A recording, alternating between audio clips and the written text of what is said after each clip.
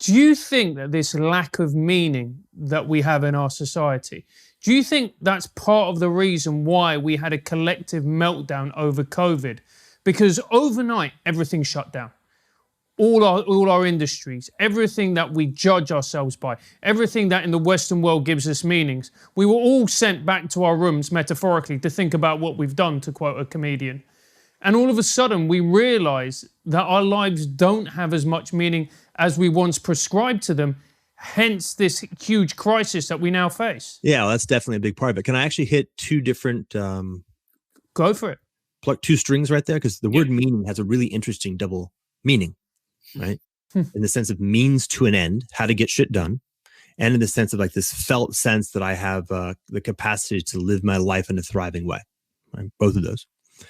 And I would say on the one hand, the extraordinarily uniform and catastrophic bungling of the management of the COVID crisis reveals the degree to which we lack meaning in the sense of competence to respond to our environment. Right? So one is oh shit, turns out we actually are terrible. Our socio-political choice-making infrastructure is quite terrible. We didn't know it. It wasn't, we felt it, we knew it, but we didn't have to face up to it until it really hit us in the face. That's one side of it, which has a demoralizing effect. Like, oh shit, we actually are not in control of our own destiny. We got nothing that can possibly save us. And in fact, every time we externalize our agency to one of these institutions, we realize with regret that it was a bad choice. Right? So that's one side of it. And the other side of it is exactly as you say. And we in fact have been profoundly addicted to a whole structure of little tiny simulacra that have been trading in for real meaningfulness. And then many of those all at once, not all of them, got sucked out. And of course, what's interesting is that for the most part, there was a bifurcation event. Almost everybody sought as rapidly as possible to plug into a new set of addictions. In Netflix is a good example. If you found yourself binge watching Netflix, what that meant was you needed another addiction, right? You just shifted from heroin to cocaine, or maybe the other way around. And that's another sign. So broadly speaking, yes. Jordan, it's interesting. For me, I plugged into my family, my relationship, and also the work we do here. But I was going to ask you about the work we do here, because you're sort of making me question quite a bit of everything, in the sense that, you know, our show is a political and cultural discussion show. We talk about the political events. We interview people about, as I said, the culture war, cultural things like that. And at the same time, I've had the sense for a long time that politics ruins everything. Right? Yeah.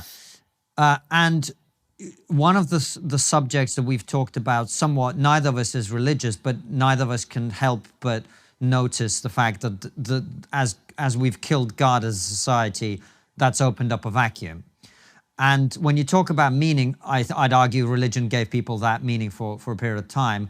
Now it seems to be politics. And now not only is it politics that fills that void for many people, but also because of that, politics is now becoming a religion. It's becoming religious. People act about their political views as if they're articles of faith. And now, does that resonate with you? And what do you make of that?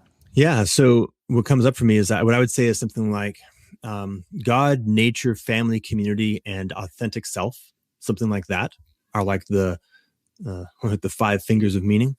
And we have in fact alienated ourselves from all of those. And rather substantially. And the one at the very end, authentic self, is the base root from which all the rest has to happen. And so that's where the bottom of the U comes. It's like, oh, okay, shit, I am not my identity, for example. I am not my narratives and my stories. I'm also not my trauma. There's something that is more fundamental that is still there always.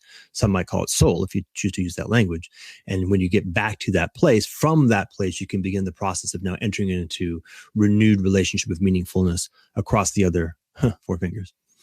Then you said, okay, so then what happens is, this is actually this notion of bad satisfiers. This is actually from the anthropological literature.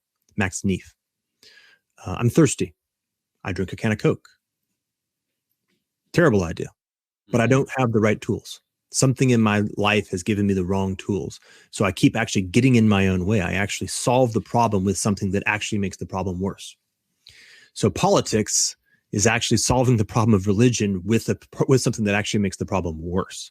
At least politics, when adopted in this fashion, it's not necessarily intrinsically a religion replacement. It's more of a community replacement.